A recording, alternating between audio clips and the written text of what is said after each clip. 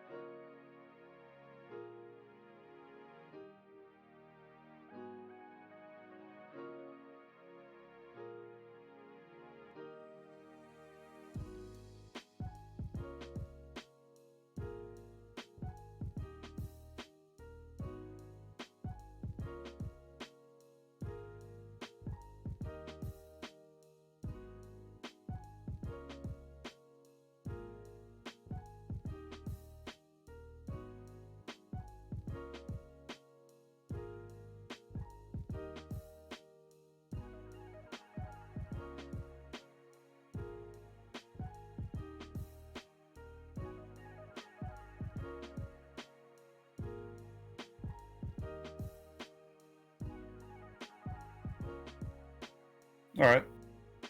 Just testing out this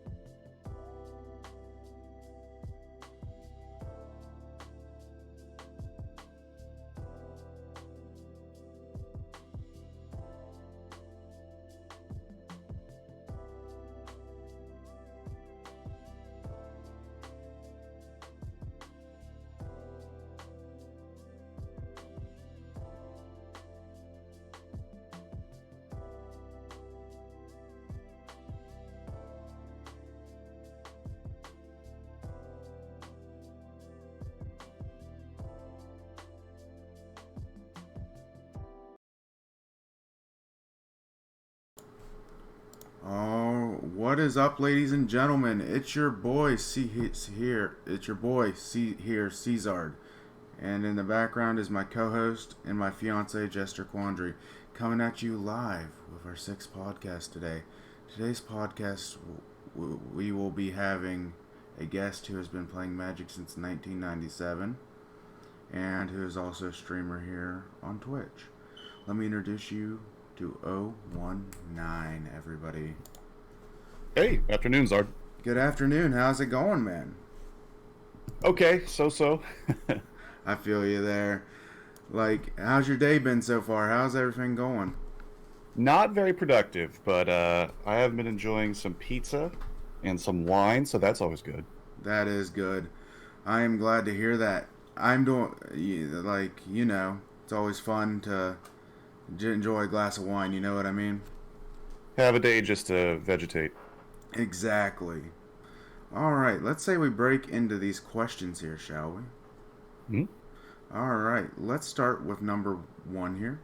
What is your favorite Magic card and why?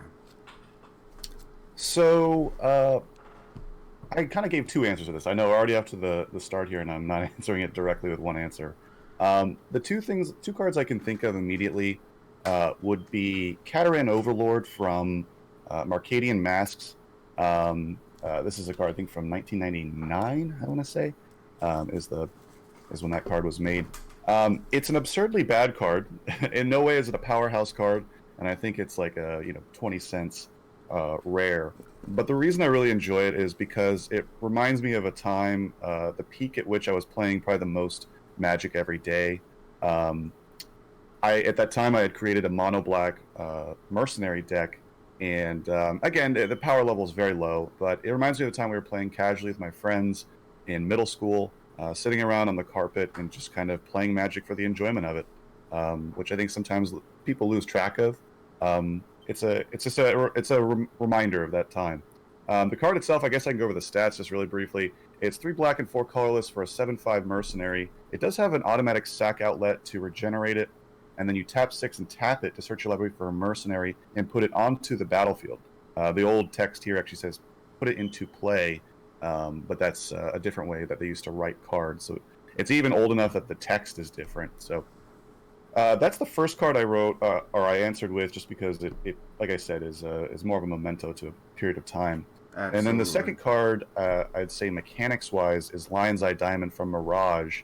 And I believe that card was at 97, 96.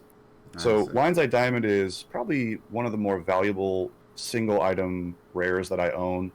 It's a colorless it's 0 mana cost for an artifact, and you sacrifice it and discard your hand, add 3 mana of any one color.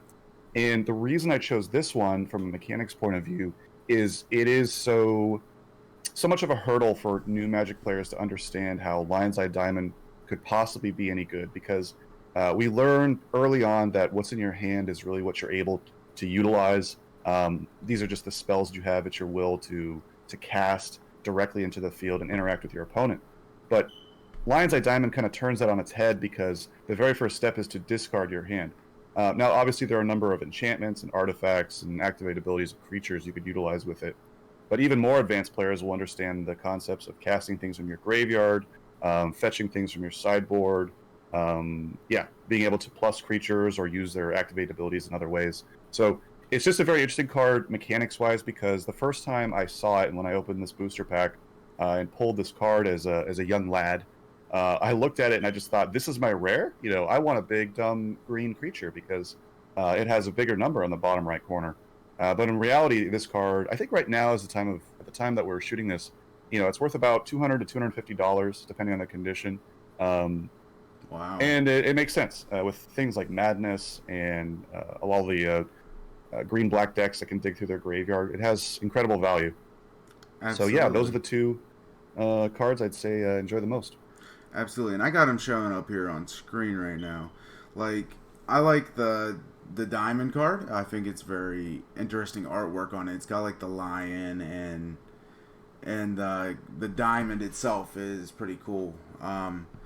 So I'm liking that. So yeah, and which card do you like the artwork better on? The first one you mentioned or the second? Man, they're still both very old cards by today's standards. I think I prefer Cateran Overlord. It gives me a little bit of like a Spawn vibe in terms of like the way it's kind of crafted. He's got like four arms, almost like Goro from Mortal Kombat. He's got this weird kind of like spiny tail thing and a walking staff, and he's in this kind of like dreadful field in the middle of the night with the moonlight coming through the clouds. So I think Cateran Overlord is also pretty cool because, again, as a young player, I was like, wow, this thing is so cool, and look at how big the numbers are in the bottom right. Absolutely. And like speaking of Mortal Kombat, who is your favorite Mortal Kombat person to play as? So the one I played the most of was Mortal Kombat 2 on the Sega Genesis, and that was the introduction of Baraka. So I'm not to say Baraka is probably my favorite. I remember his down back high punch was him shooting the like blade of. It was almost like a spark that it shot in a line. Didn't make any sense when you think about it. And then he had one where it was he would crouch and then just move his arms up and down with the blades, and so if anyone jumped into it, I think it was like a jump counter. So, but I just remember that distinctly, the introduction of Baraka in Mortal Kombat 2. Probably the game I played the most of that series. Oh yeah, for sure, man, for sure. So, since you've been playing Magic since 1997, how has the game progressed in a positive way, in a negative way? Let's see. The change, I'll say positive, is very recently, since MTG Arena became a free-to-play game that's been available and promoted very well, is it introduces a lot of people to the game that may have heard about it. They say, oh, I have a friend who plays that, or they play Dungeons and Dragons, they play one of the other older traditional games, but I never really got into it. So this introduces it because it is a free-to-play game. They've been promoting it strongly, and they have a giant booth and area set aside at TwitchCon and other events. So that's really positive because the game is just so intricate and so enjoyable and so many levels. Whether you're with a commander group that gets together on the weekends and just cracks a beer and plays casual commander, or if you're more angled towards climbing the ladder in MTG Arena or doing tournaments and MTG Online, all the different ways you could play. And then, unfortunately, the negative side, I would say, is Wizards moving away from standard GP events and paper Magic in general. They see how lucrative MTG Arena has been, and it's difficult to parse that from there still being groups that want to just enjoy the game in its cardboard form, around a table with friends. Absolutely. And for people who don't know what a GP event is, could you explain that to them? I mean, it's just like any other tournament, a gathering of people. It's, I guess, a Grand Prix is just pretty much the highest level, where the sponsorship or the organization is actually back on Wizards. There's other events that are sanctioned and permitted through different programs that Wizards hosts or more or less promotes. But the GP event is the highest tier of competitive play, where players from around the world can come in and typically it's for standard, but they do it for everything: vintage, legacy, modern, all the different formats. Absolutely. And like I've modern is the older cards, correct? Modern is 8th edition and forward. Typically, the name implies the modern understanding of the way cards are written, the text, the bordering, it's meant to establish a point at which Magic had standardized and modernized its format, because you're going to see, like I mentioned previously with Cateran Overlord, the phrase "into play" is a little bit different than "onto the battlefield."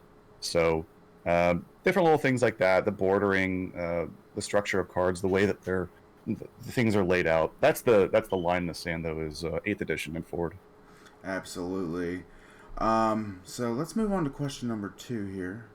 But before we do that, I have one more question. What would you say is is MTG Arena taking away from the social factor, would you say, of the game? What does it take away from the game? Yeah. I think it takes Yeah. It's an interesting dynamic. I love the game. I played a ton myself.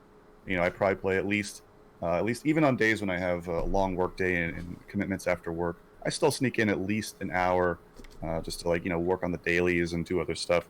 It's accessible. It's so cheap, it's free, right? So that it doesn't have the hurdle of purchasing anything to get into it. So that's all positive.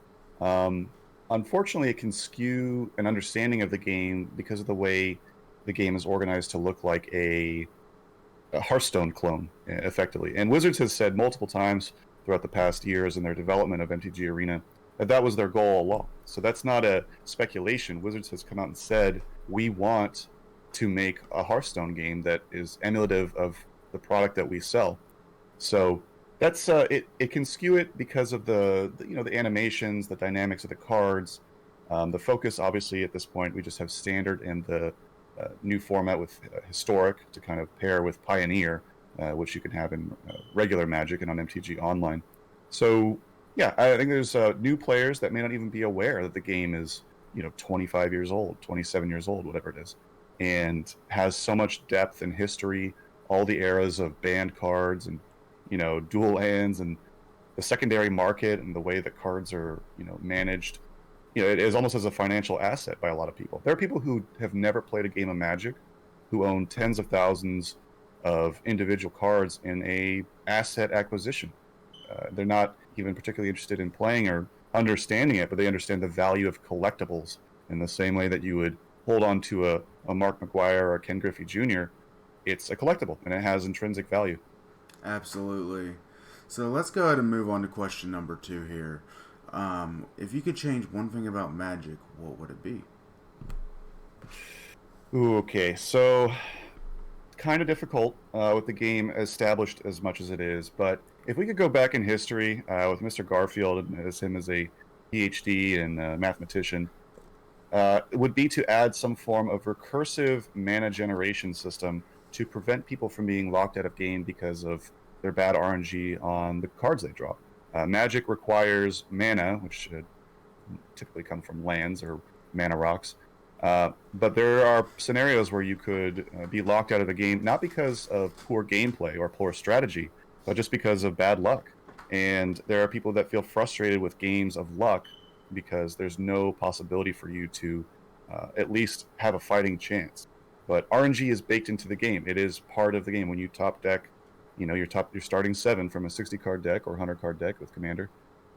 It's out of your control. So it'd be possible. One possibility would be, when I say recursive mana generation, would be something like an emblem that says after turn 3, you generate 1 mana of blank color, or maybe even you could say 1 mana of a color of your choice until end of turn. So the problem is it would definitely accelerate the games. It would skew the game dramatically because ramping would be even faster. Everything would just be accelerated. Uh, but I think that would maybe change the dynamic to allow players to, I don't know, sort the number of lands they have, add more variation with permanents they plan on playing, spells. I don't know. I'm happy. I'm satisfied with the game the way it is. Don't get me wrong. It's just that that's one possibility to ensure that a player is never incapable of playing the game as it was intended. Absolutely. And looking back, I don't think they could change it now. No. And because it would just, it's got so much history, as you said. Like, this game's 25 years old, but that would be an interesting change, though. They could do, MTG Arena has pretty frequent events. Right now we're going through the one with Theros with all the different gods, and each god has a different themed event. They do these type of things all the time. Even outside of Theros, they had themed events where you have an emblem that says you draw an extra card each turn, and you can only discard cards to then create a permanent with CMC equal to the discarded cards. That was a lot of fun. That's some of the most fun I've had in Magic in a digital format. So they could definitely do it on Arena as a short-term event, but no, they couldn't remake the game unless they just added a new game type, like they added Pioneer and Historic. Absolutely. I and I came up with another question here, just thinking about you talking about like how the game was 25 years old, stuff like that. Um, what is your favorite set by far of like the cards itself? So I got in. I think the first booster pack I ever bought was like Ice Age. I got my first starter deck was sixth edition. Um, but I think the one that I like the most thematically, as well as the art style, the artists that were prevalent at the time, is probably the Stronghold Tempest era. So this is like 97 ish. Um, yeah, there's just a lot of cards in there that the art is just it's. I mean, there's the introduction of slivers, the Sliver Queen, all of that. I mean, cards that are worth an incredible amount and have just such a interesting point in the history of Magic. Again, I talk about Cataran Overlord earlier, and it has that kind of Spawn feeling to me. Also with the Tempest, you had the Weatherlight. There was a set named Weatherlight in that block, and it was a team of heroes. Cruising through the plains and defeating evil. So it was very much a kind of a heroes faction kind of get together. So from the art style, from the story, from the introduction of new sets and pivotal creature types, all of it. I think that Weatherlight, Stronghold, Tempest is up there. I can also say that the one right after it, the Urza's block, arguably the most broken and most valuable Magic set ever. That's a big part of my early introduction to the game, so that's a big part. But I'd have to say probably the Tempest block. It's just so good, so good. Absolutely. And since you've been playing for like, how long have you been playing Magic? Exactly. So I got in '96 ish. Like I said, my first booster pack was Ice Age. I believe that's '96, and let's see. Yeah, going back that far, I mean, I really started to commit to the game in that Tempest era, and then even further into Urza's. I mean, it's you shake your head at it now based on how valuable they are. But we used to sit around at my friend Joe's house on the carpet and play Magic unsleeved with cards. Nowadays, I mean, my younger brother had a mono green deck that had 4 copies of Gaia's Cradle, Elvish Piper, Ruffelos, excuse me, from that Tempest block.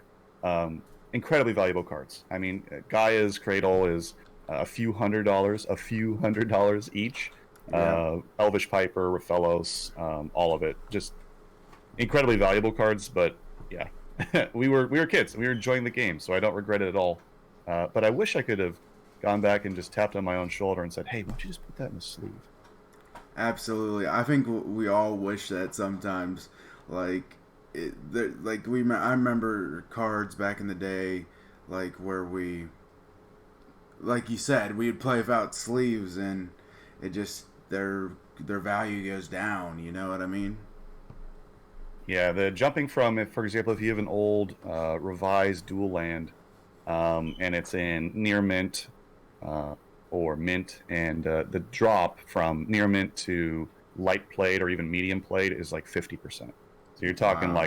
like a couple minor imperfections on the surface or the corners, and that 3,000 ish or whatever $2,500 card is maybe now worth 1,000, possible more than likely less, because it's a non-linear scale going from damaged, medium play, light play up to mint. Absolutely. Now, this is a question I personally want to ask you. Did you ever own any of the Power Nine?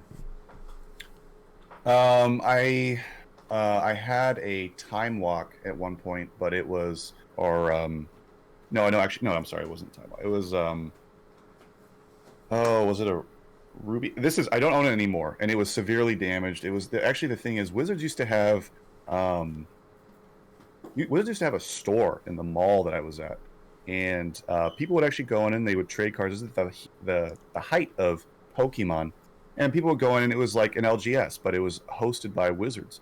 Um, and we would go in and people would trade cards and stuff like that. And I had a severely damaged time walk, like torn, like really torn. And I went in there, and as a young little baby, I traded in. I think someone recognized the value of it, even in a torn um, state, and I traded it for probably some dumb big green creature. Because when you're a kid, again, you're interested in big dinosaurs and monsters. You're not like, oh wow, this is a Power 9 white bordered card that might have some value. Now, granted, it was damaged, so the guy was probably like, wasn't going to make a lot of money out of it, but it was a legit card. I think it was unlimited as well, so it's not that it was tremendously valuable. It's not like I lost it a couple $1,000, but I think Time Walk is the only one I had of the Power 9. Absolutely. Yeah, that's really cool. At least you had a piece of history, though. You know what I mean, for a short time. Yeah, and I played the hell out of it. I'll tell you that much. Oh yeah. All right, let's go ahead and move on to question number 3 here. Who is your favorite pro player / deck builder? So I'd have to say my favorite pro player is Andrea Mangucci. He's a professional Italian player who's been playing since about 2013, and the guy is just all around super nice. I follow him on Twitch, and I watch him frequently to try and understand the way he plays. So from a player point of view, he's very creative. He typically, now granted, he did bring a mono red deck to the most recent Pro Tour. I don't even know if he made top 16 on it, but normally I see him and he'll experiment with new and interesting decks. He has an interesting perspective just on the game as a whole. Like I said, 2013-ish was kind of when he started to come into prominence. And yeah, he's a charismatic person. He loves to talk. He's definitely very much an Italian man, and talk all day, but not in an obnoxious way. He's interesting, and he has great insight to the game. Obviously, has a lot of credentials with all of his tour wins. He had a Orzhov discard deck, which was named after him in the kind of the meta about a month or two ago. That was really strong, and I used it to climb the ladder to get up into platinum, actually. So thank you, Mr. Mangucci, for that one. Absolutely. So this guy has a lot of game knowledge like you do, right? He has much more than I do in professional, because he understands a lot of it. It goes into understanding the risk, reward, and value of cards and your life total. Like when you finally click and make the shift where you understand that your life is a resource in the same way mana is, in the same way card draw is. These are resources that you exchange for one another fluidly. You can't be afraid to, particularly with black, if you have to lose life in order to gain card advantage, or lose life to punish your opponent. Life is not as high regard as the other two. Obviously, card advantage is the best, and then interacting with your opponent to prevent what they're trying to do and improve your state is a trade that needs to be made. That's why I think white has fallen off so hard.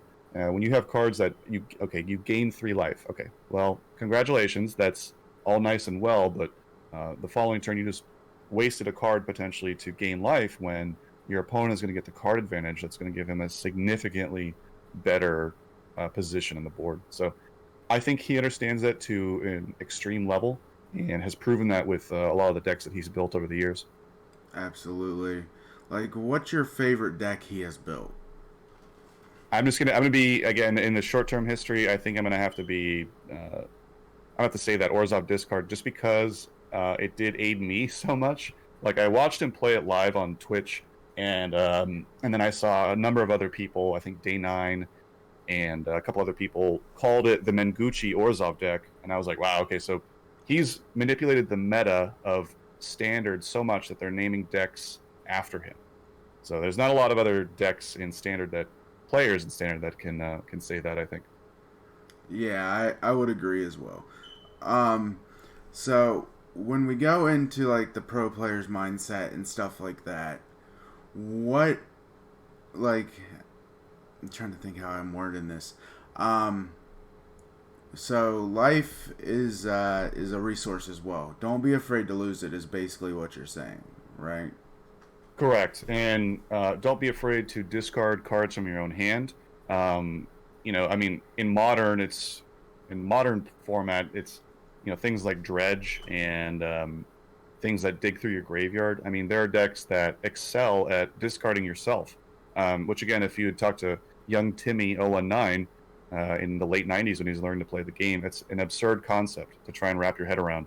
But there are decks that excel at accelerating the game board state by discarding yourself to put something in the graveyard you would like to return, or put something in there because of the interaction it'll have on the board, or in some cases, like the way Modern is now, discarding yourself and then your win state is actually drawing yourself out, milling yourself out. Absolutely. And I got one more question before we move on to the next question. What is your opinion on Rakdos Knights? I've actually seen its use a lot more lately. I bet you it was one of these pro players that must have been using it in standard, or they've influenced someone to utilize it, because I've seen it a lot more lately, and it is very powerful. It's like mono red, but it's a little bit more varied. Mono red, in terms of pace, will beat Rakdos, just because it's the repeatability of getting the correct lands and the correct color sources. But Rakdos has more variety in its ability to have sacrifice outlets. It can deal direct damage. It has a couple more hasty creatures that it can use, and it also has a better top end. Pretty much with mono red, you're dealing with like Torbrand and Embercleave, and then you just go wide with a bunch of 1/1s, etc., etc. With Rakdos, you have more options like Mayhem Devil, or not Mayhem Devil. Well, Mayhem Devil, yes, but also you have Rotting Registrar. You have a lot bigger heavy hitters, because the worst thing that could happen to a mono red player is they don't kill their Sultai or Simic opponent by turn 5, and they roll out they actually play an Uro for turn, and it's a 6/6. Or they roll out one of the elementals, 5/6 reach, or, depending on their whatever they have, or a big Hydroid Krasis, is able to gain them life, card advantage, and have a big flying trample body on the board. So the game set for a mono red player is win by turn 5 or I'm dead. That's it. If you don't win by turn 5 as mono red, the game is over. Whereas with Rakdos, they have a little bit more later interaction. You have the priest that you can sacrifice creatures, force your opponent to sacrifice.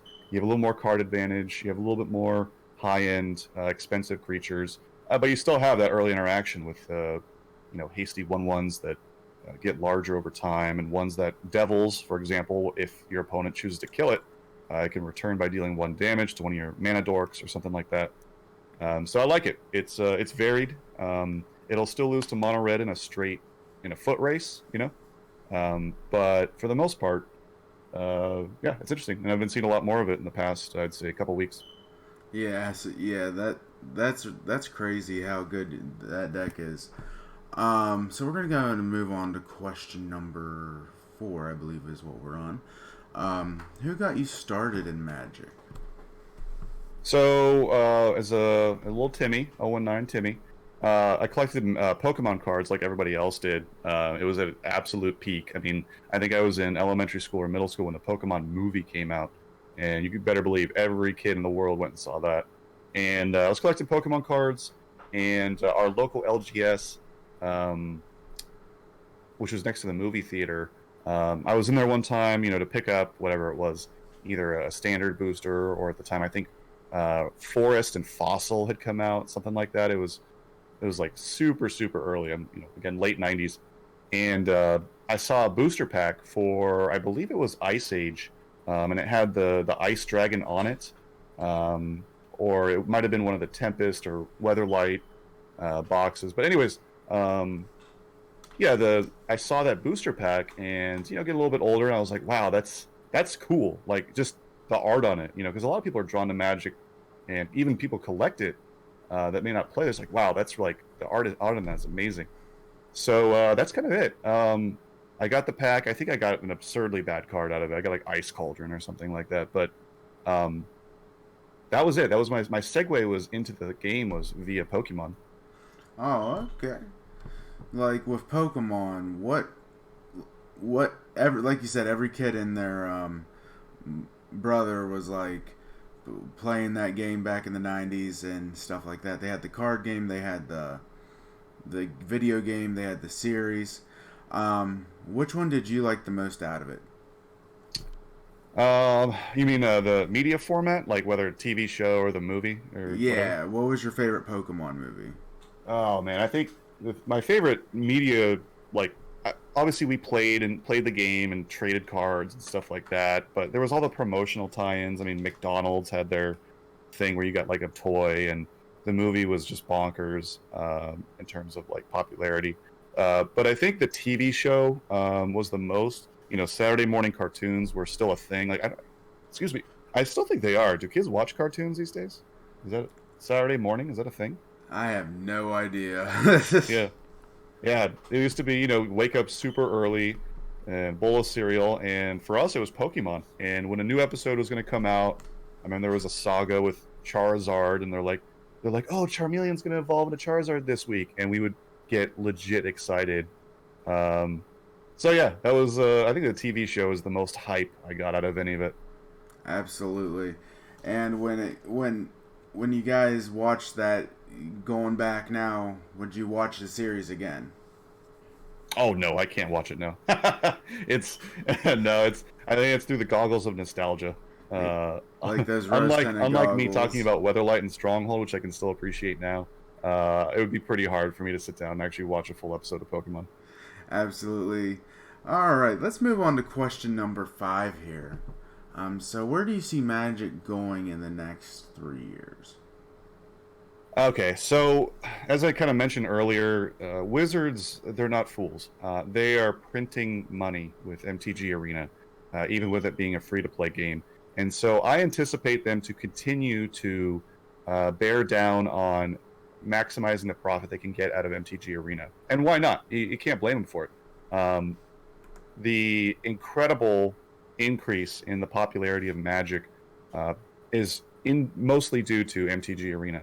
Um, Unfortunately, the other side of that coin is that Wizards will continue to defund some of these more paper in-person events, the GP events, the tournaments, everything like that, because they don't see the profitability ratio being as high. Now, they're still going to make money on it. People are still going to go and they're going to interact with the artists and pro players. They're going to get autographs. They're going to buy promotional booster boxes and things like that. There's still money to be made selling this game, but the ratio in terms of the upkeep of a platform like MTG Arena versus having to have an event space, all the logistics associated with it, everything. It's a lot of overhead, whereas MTG Arena is a near zero overhead.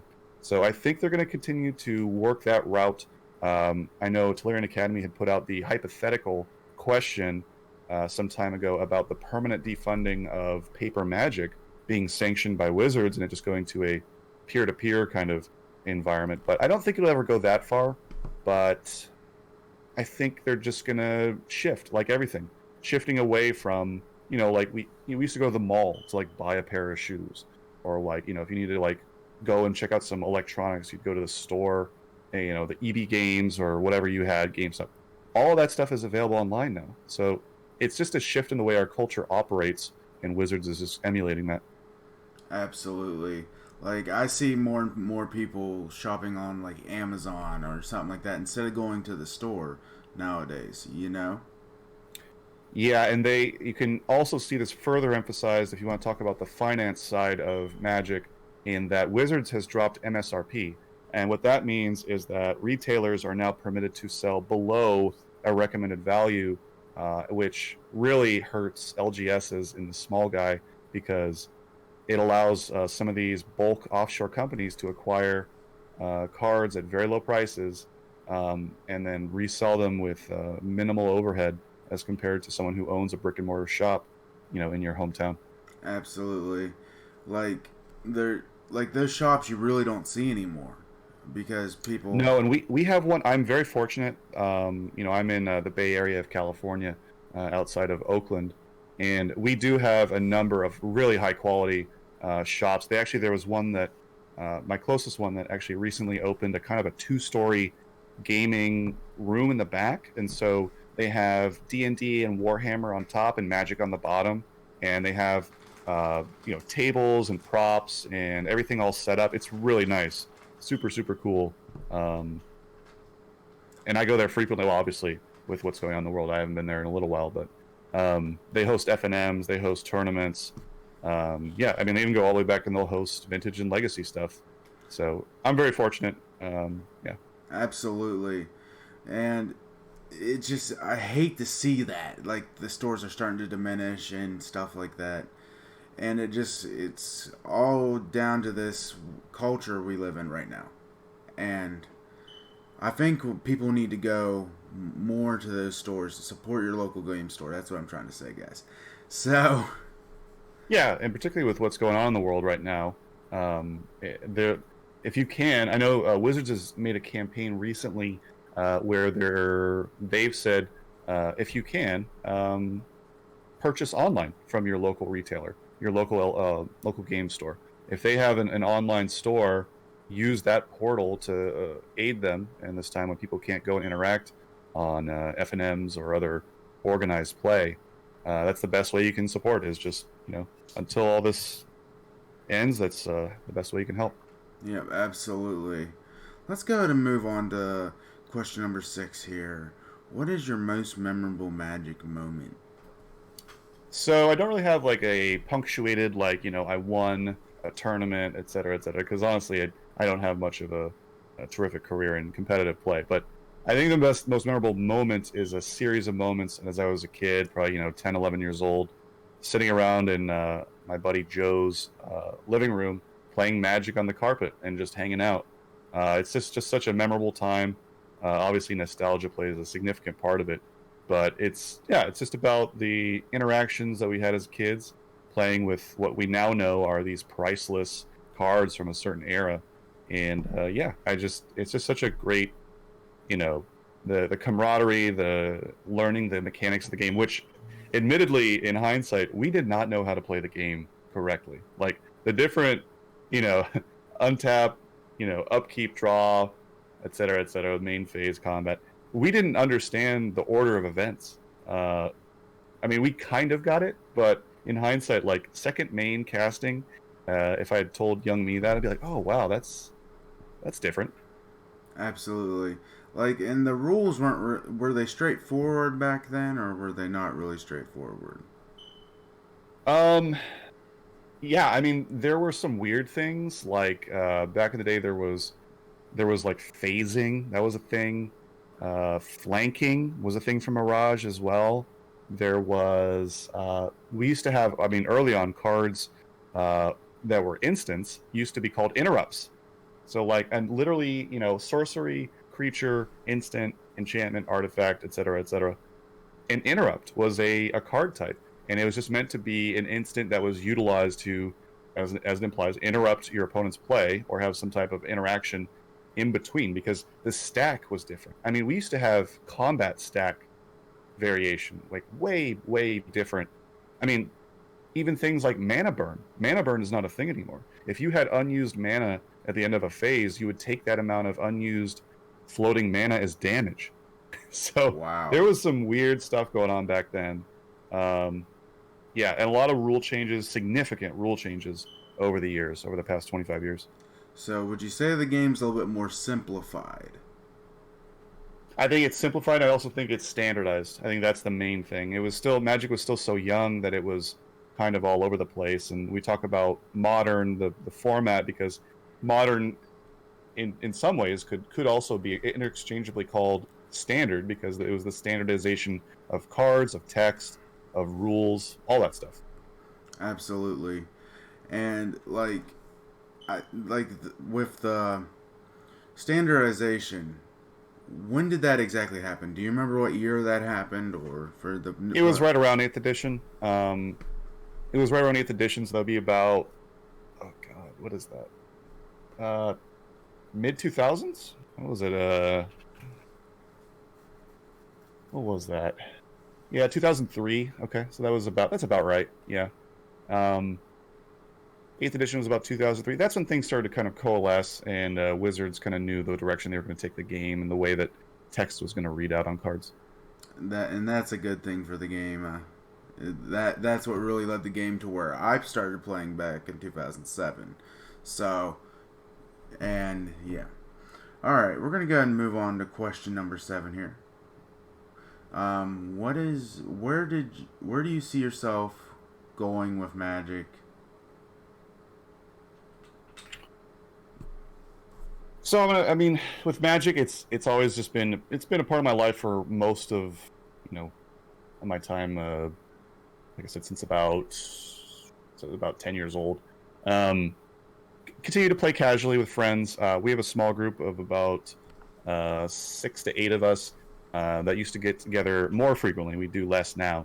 We would get together about every Thursday or Wednesday, and we'd go to our local pub, and they have these nice kind of like tucked away alcoves with a big table, and then we'd order a pitcher of beer and maybe a pizza, and just sit around and play Magic. So that was the fun part, just playing casual, not even any particular uh, standardized type. But we just play casual Magic and just hang out and catch up on the week and all that. So I'm gonna keep doing that, and then obviously MTG Arena. Like I said, I play um, almost every day when I'm able, and continue to collect cards and play cards in real life as well as online.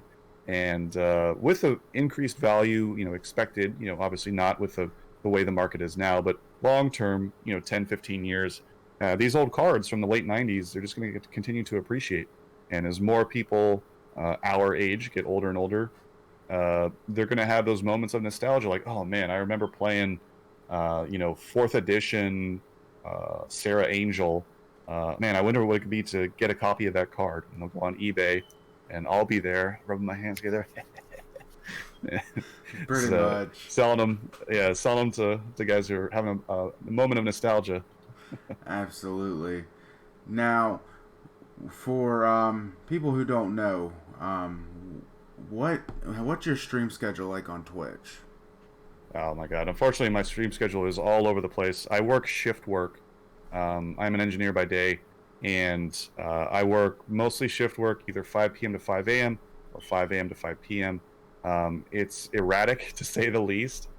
So if you are interested in checking out my streams and Magic or otherwise, you can just go to ohonenine, and I post my schedule every week. And I also post it in our Discord, so I have it available in a couple different places. But it's a week to week thing. I wish I could have some more normalcy in my life. There are weeks like this last one where I work 70 or 80 hours, and then there'll be the following week I may only work 20 or 30 hours. So it's all over the place, unfortunately. Absolutely. It's hard balancing that work life with stream life, you know what I mean? But you gotta do that work life first to be able to do that stream life. You get what I mean? Yeah, and it's for me, I know people who do take streaming very seriously, and they made a career out of it. But for me, I have an established career. I know what I want out of the future with my work. This is streaming is a fun opportunity for me to meet interesting people, interact, play different interesting games. It's a social outlet for me more than anything. Absolutely, and I would agree with that 100%. So what's your opinion on mono red? I think when I first saw this question, I said, well, still better than mono blue. And if you were to talk to a modern player on MTGO right now, I was actually just right before we started the stream here replying to my friend Floppy Minx, and she was saying that how obnoxious the number of mono blue players are right now in some of the modern events, and I emulate that feeling. Mono blue is much more annoying. I have a particular opinion of counter spells in general, which I'll keep to myself, but I like to play the game, and I like to have the ability to interact with my opponent. Whereas with blue, it's very frequently a stalling method to prevent each other from doing anything, which to me is definitely boring. I can't, I could never bring myself to play a mono blue or counter based deck. It's just, but to get back to your question with mono red, right now mono red is the meta. 60 to 70% of standard right now is mono red. It's very powerful. It's very high paced. I mentioned earlier, typically you're going to win by about turn 5, and you just have to deal with it. You can get angry. You can go on the forum or go on the Reddit and just type away in how angry you are about it, but in the end, you have to develop your strategy to navigate the meta. Mono red has been around forever as one of the strongest archetypes. I mean, back in Dominaria, they had Goblin Chain Whirler, who was absurdly overpowered. Yep. And when that cycled out, people thought, "Oh, great, we're finally free of mono red." And then light up the stage, and everything else came, and it's like, okay, well, right back to where we started. Finally, give red card advantage now. So not only are we having the fastest paced and decent top end with red, let's also give them 1-cost card advantage. So, yeah, it's you just got to learn to navigate the game, and if you want to climb the ladder, you just have to expect to face it and build a deck that can win against it consistently. Yeah, like I think Rakdos Knights actually has a good chance against it, believe it or not. Yeah, and we were talking about that earlier. I think it has more variety. I think it has more outlets. Mono red is very much a single lane.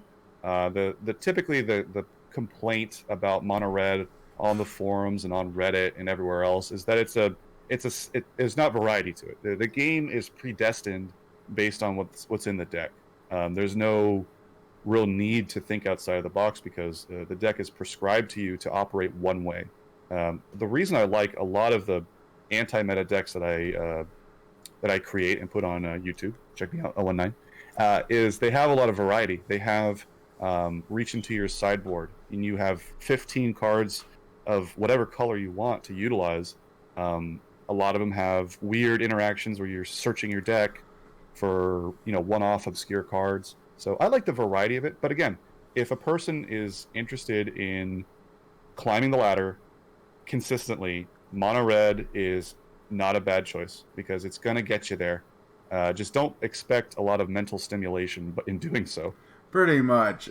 And it's like, it's like, I believe it's a brain dead deck. I'm just saying. It's not, just to use that term. Yeah, it's definitely not a thinking man's deck, but it's powerful and consistent. So yeah, get angry about it or just build a deck to work around it. Exactly. And going on the topic of rage or tilting, as they call it, what's the maddest you ever seen somebody get on an FNM, or have you ever seen somebody flip the table?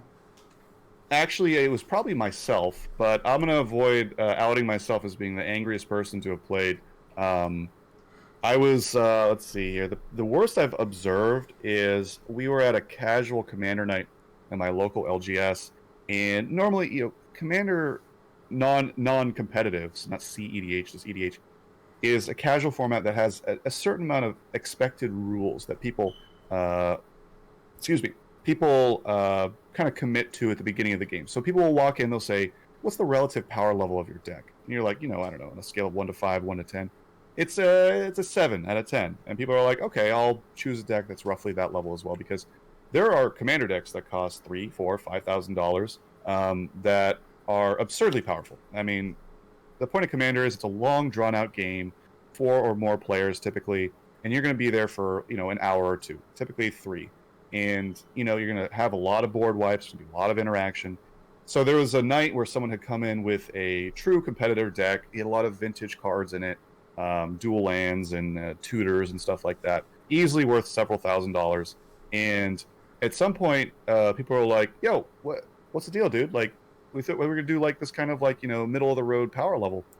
And he's like, this is the deck I'm playing. Just deal with it. And everyone, they're just like, no, like, you're out. Like, we're not doing this. We're going to play the game with you if you don't want to. It's not about you winning, particularly when it's a new group of people that you've just met. It's not the best lead off to lie about the power of your deck and then kind of breach. They call it the social contract of Commander. And, if you violate it because you want to win, well, you might win, but you're definitely going to make any friends that night. Oh, yeah, for sure. Like with landfall decks, they can be very mean. It's like Gruul aggro on steroids. Yeah, no, landfall is a lot of fun. I love the mechanic, and it's combo decks typically won't be frowned upon. But if you have something like an Animar deck or a Stasis deck or a Lockdown deck, people just aren't having fun. And if you're not having fun, what's the point? Or a mono blue deck. Or a mono blue deck. Although, if you're playing Commander with mono blue, you might be having a bad time. Oh yeah. Like I'm like Commander is such a fun game mode. Could you explain to the people who don't know what Commander is? Yeah, I wish we had more outlets for it. I mean, we have Brawl on MTG Arena, which is effectively a 60 card Commander. It's one of each copy. You select one legendary creature as your commander, and all of the cards in your deck are only permitted to be one of the colors shown on that card. So whether in the casting cost or one of the activated abilities. And most of the time, people will run a much higher color count than they would in a standard deck. So if you're, the meta in standard is typically something like Simic, where it's blue and green, or Orzhov, where it's black and white, or as we mentioned, monocolors. In Commander, you can typically get away with 3, 4, or even all 5 colors because you have 100 cards. You have one of each.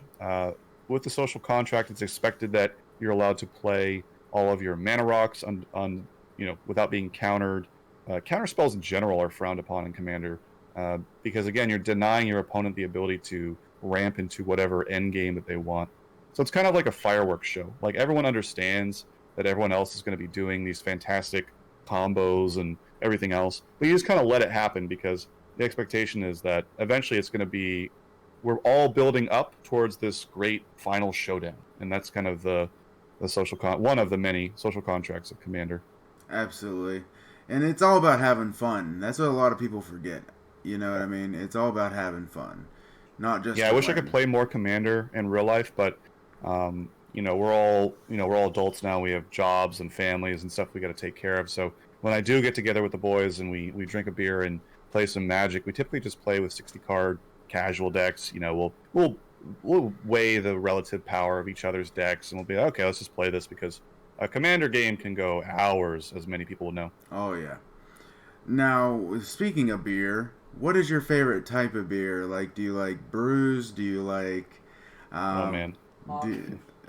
Bud So I go on about this for hours. I'll preface this statement by saying that I had my wedding reception at a brewery. So, my wife went to a very big beer town.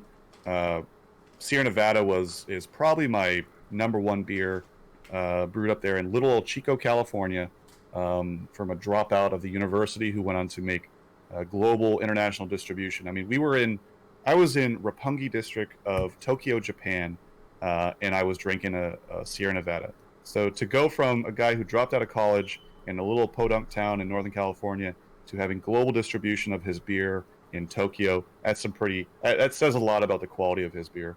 Absolutely. Sierra Nevada Pale Ale is probably number one. I also really like I like a lot of Stone products from Escondido, California, Ruination and Delicious IPA. I also like Pier 10, Green Flash. We have a couple local places out here, Epidemic Ales, EJ Fair, and I can go on and on and on. But in terms of type for me, I'm a California kid, so I do like very bitter IPAs, typically in the 6.5% to 7% for a single IPA, and then 7.5% to 9% for a double IPA. The more bitter, the better, in my opinion. Absolutely. And yeah, that's. I have a lot to say about beer, so we'll save that for a future time because I could talk about beer for probably about 6 hours. Absolutely. Now, I just got to ask one more question about beer. What do you think about Guinness? Okay, it's a controversial opinion. So, for a lot of non-beer drinkers, I think Guinness is regarded as like the ultimate because it is consistently good. It has a certain. They've done a very good job of promoting the brand of Guinness. Let me put it that way. There are T-shirts, there's hats. They have sponsorships on like race cars and events. Wrestling and UFC. They do a lot of promotional. And the beer itself is good. It's very good. It's a 4.5% stout. It's got almost no bittering agent at all. It's flat. It's very, obviously the nitrous method of it doesn't use carbon dioxide. So the nitrous element is also interesting because the texture is very different. The bubbles are smaller in nitrous as opposed to carbon dioxide, which makes it kind of fuzzy. and smooth, almost like a milkshake. It's not at all offensive when you drink it. You don't practically taste any alcohol flavor. So I think a lot of like people who don't like, drink a lot of beer think very highly of Guinness. I have a different opinion of it. I think that it's boring, honestly. It's dull. Um, the taste profile is very flat. It doesn't have a lot of complexity to it. Because it doesn't have a lot of hop flavor to it. It doesn't excite me. So, in my taste, like I said, with IPAs, it could not be any different. IPAs use a heaping amount of hops, very bitter, very dry. Typically, they're very sharp, cutting flavor. I know people. I mean, back in the day when we were kids, they had the old bitter beer commercial where I think it was Budweiser or something, making fun of beers that use a lot of hops. And it's kind of gone a 180 now. You can't find a microbrew that doesn't have a absurdly high proof IPA. So I don't know. I get it. Like if someone were to offer me a Guinness, I'm not going to turn it away. Let me get that out of the way. But if I have the choice, I won't pick it. Yes, that makes sense. Absolutely. And we'll get off the topic about beer because we could go for hours about this, both of us. So we're going to go to our next question here. What advice would you give a new player coming into Magic for the first time? So the game is incredibly complex, and it's difficult to deal with 25 plus years of the history of the game, the mechanics, all the different sets and the intricacies of how they interact, the different types of play, everything. It's just so much. So what I would say is, if you want to get into the game, MTG Arena is great. It's free. They have an introduction. They'll give you some free starter decks to work with. Find the color identity that kind of works the most with you. Early on for me, I knew it was black. I like sacrifice outlets, creature destruction, discarding. Love that stuff. So for me, very early on, I knew it was going to be black. Find a color identity you like, build a deck around it, look at the meta, look at guys like Andrea Mangucci and some of the other professional players. They're all streaming on Twitch or Mixer or whatever these days. So you can watch them and get into the mind of how they develop decks. Because very early on, you're going to get this kind of, you get the training wheels deck where it's like, this turn, I'm going to gain some life. This turn, I'm going to deal damage to my opponent. It's very, they're giving you the training wheels on how to understand. But to get to the next incremental level above wherever you are, whether it's as an amateur or a veteran player, you have to kind of analyze people who played this a long time and what goes through their head when they design a deck. Absolutely. And I think another reason you told me a while back is go to an F&M event. That'd be a good one. And other stuff, even play with a friend, you know what I mean? Yeah, F&M can be tough though, because it is a new environment. You've got people you've never met. It could be a little bit chaotic. They do their best to try and organize those events, but it can be a little bit much. You're kind of like, I'm getting into this thing, I don't know what it is. Also, I'm meeting new people that maybe have a much higher skill level than me, and I'm just trying to understand how the game works. I don't really want to. So I get that.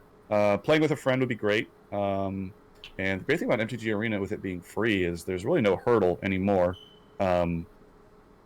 People often, of course, the comparison is to Hearthstone, because Hearthstone is the tried and true.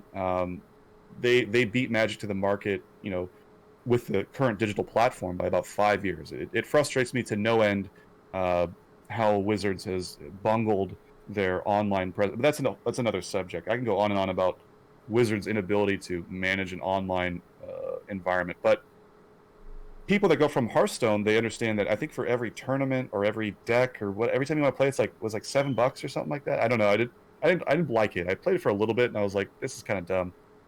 But the buy-in is near zero with Magic Arena if you don't want to, with a phone game. Oh, do you want to skip this timer and pay $5? If you don't want to do that, you don't have to. There's no requirement for you to pay money except for cosmetics or to buy more booster packs, which is RNG anyways. You're not even going to get the thing you want most of the time.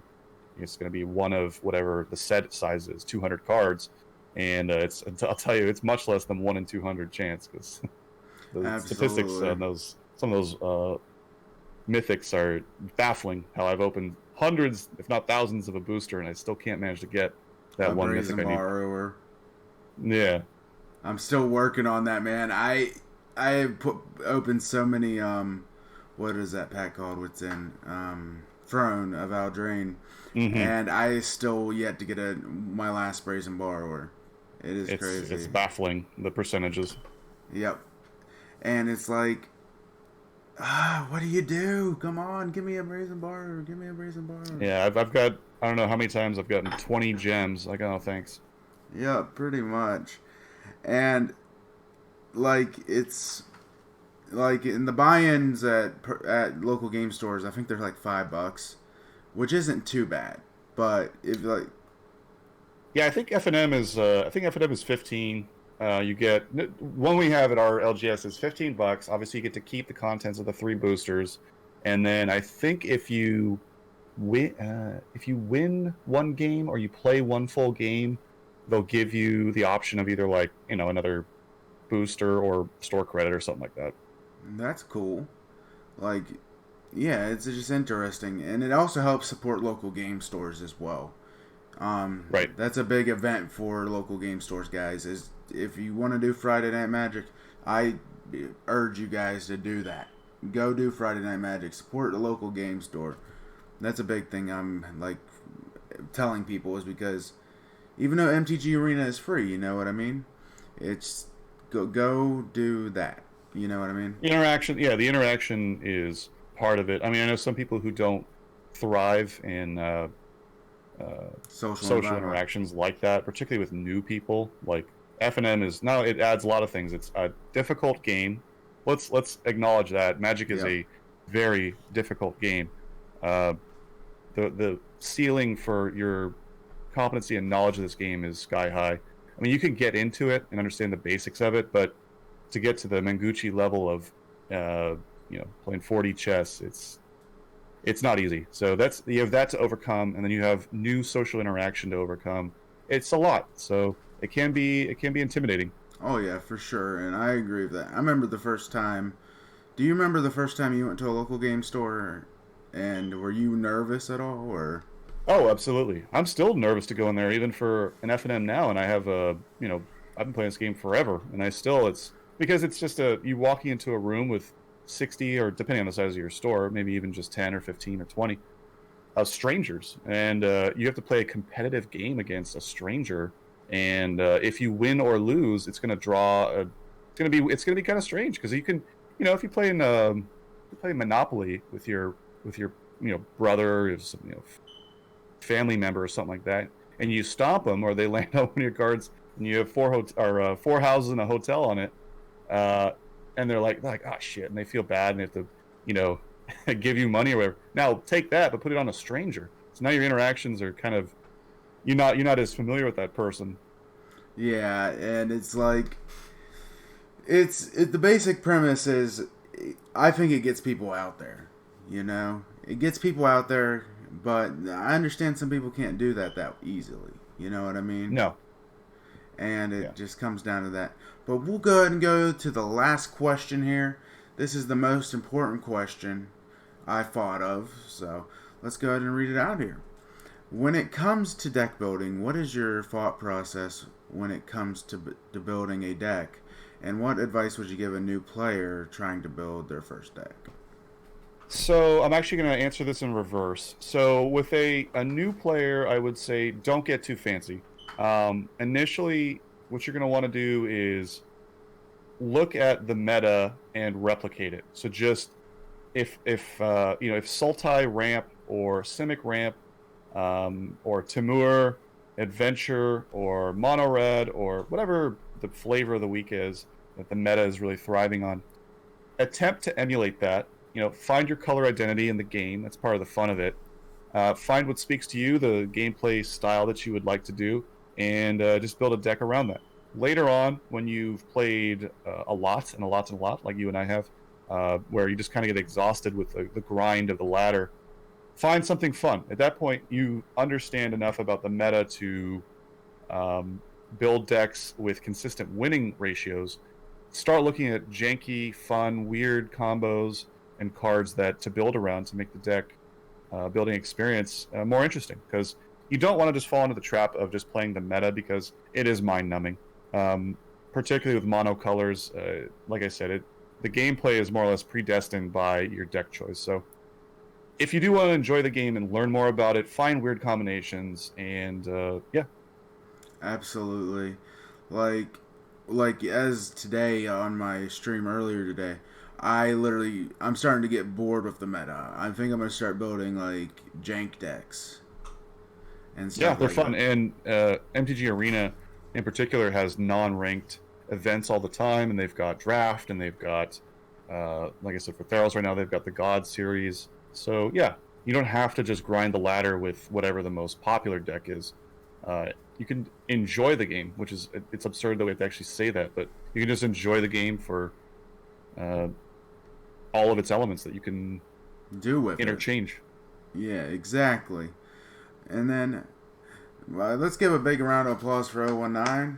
Hey, And as always, guys, stay cool, drink some Guinness, and have fun.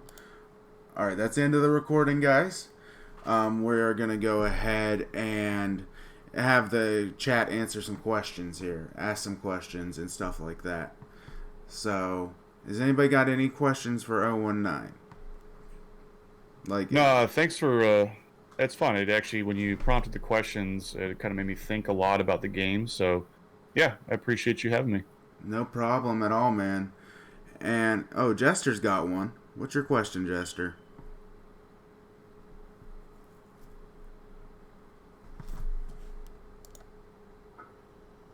Just give her a second here. She's typing. But yeah, I would agree, man. There's a lot of like I came up with those questions on the spot, and I was like thinking, you know what I mean? So, what is your least favorite card? Ooh, that's a good one. God, anything that says counter target spell on it.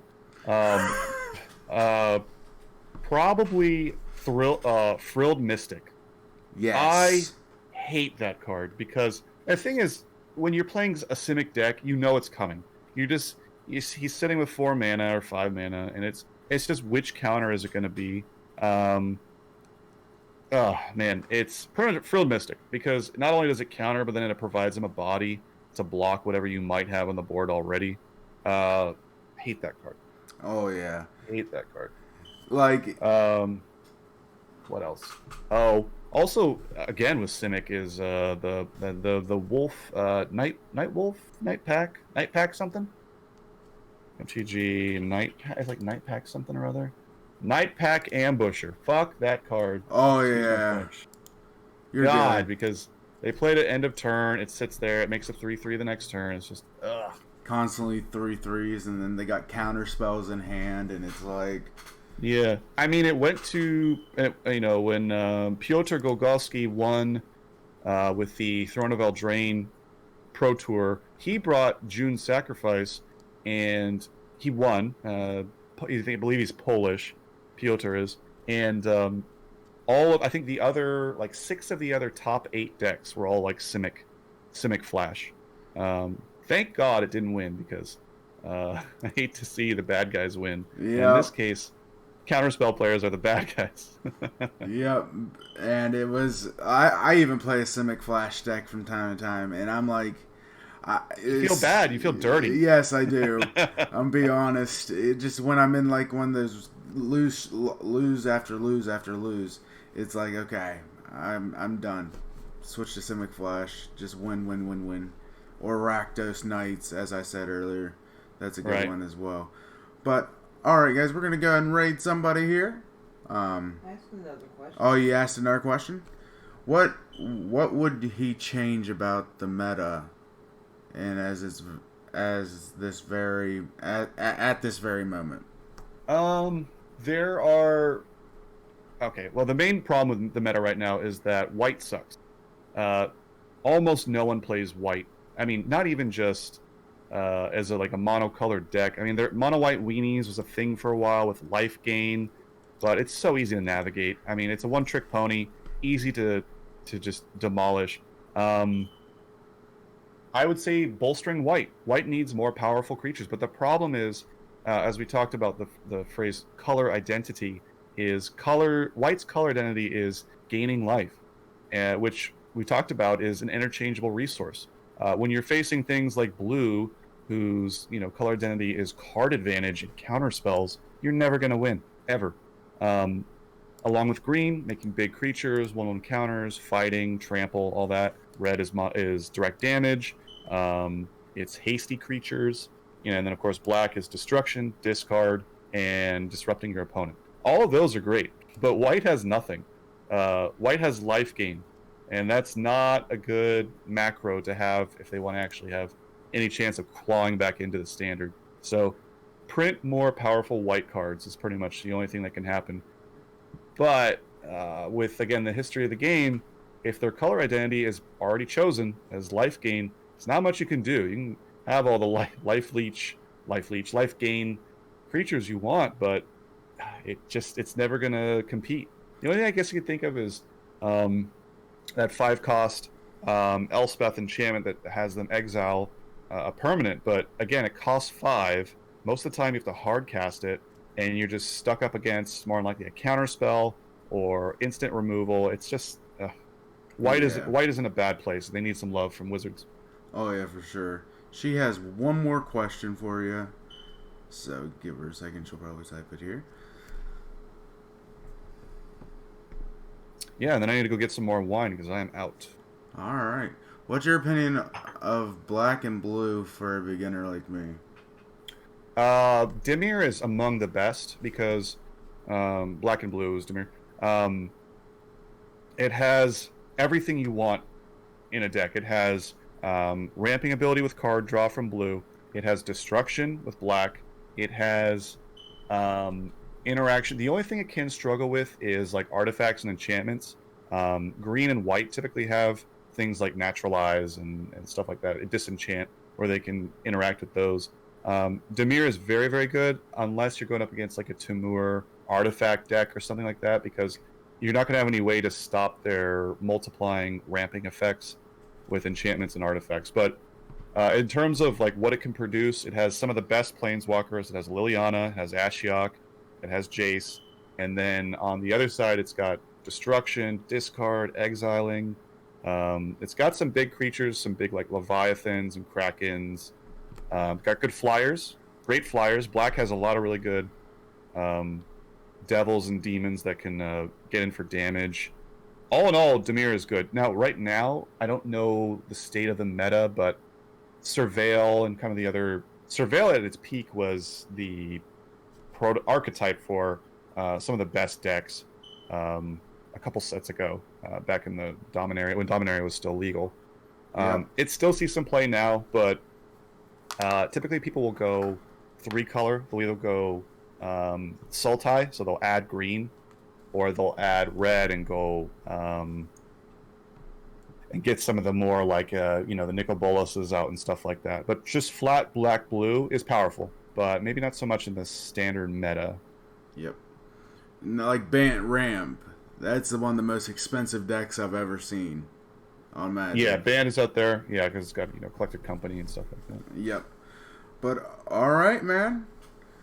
We'll go ahead and thanks for having me. And maybe we'll do this again sometime. We'll find some more subjects to do it. And if you guys want to check me out, ohonenine, ohonenine, as it's spelled.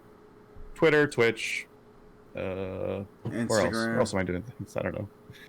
Discord, whatever. Yep. And make sure you guys throw this guy a courtesy follow via me. I'm going to give him a shout out in chat real quick. Thank you for being on the show, man. And as always, guys, stay cool, drink some Guinness, and have fun. All right. Yes, I am a Guinness fan. But all right. Bye-bye, guys.